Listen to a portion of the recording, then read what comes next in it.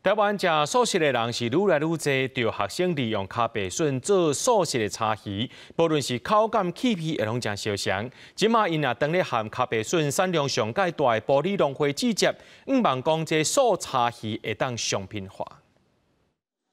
学生甲一片一片调味过咖白笋摆好好，烘过了后的咖白笋气味甲口感食起来甲叉鱼真相像。中华报道家乡的学生观察到台湾食素的人口侪，但是市面上真罕咧看到素的叉鱼片，决心要来研究素叉鱼片。在研究的时阵，发现咖白笋切片的时阵，就先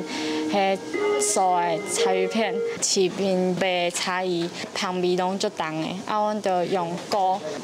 先混了后，你去用水安尼落去煮，搁煮烤白笋安尼味道足够的，就是素食的人拢会使食。指导老师郭顺庆表示，研发素叉鱼片上困难的，就是叉鱼混过了后特殊的香味。经过年外试验，也向素食协会请教，最后加入龙眼干的籽落去调味，成功做出素的叉鱼片。龙眼干有足重的这种烟熏味，伊是用这龙眼木去做烟熏，咱就这龙眼木的这种味咧来甲融入入去咱的咖白笋内底。 经过烹煮了后，佮经过烤箱的烘烤了后，就变成咱的素食的柴鱼片啦。除了用咖白笋的肉做素叉鱼片，学生也利用要单调的咖白笋外壳做芳酥粉，用叶仔做环保的包装材料，希望减少农业废弃物。学校表示，未来会继续把这个产品推广出去。目前也当咧含全台湾咖白笋产量上大的玻璃农会季节，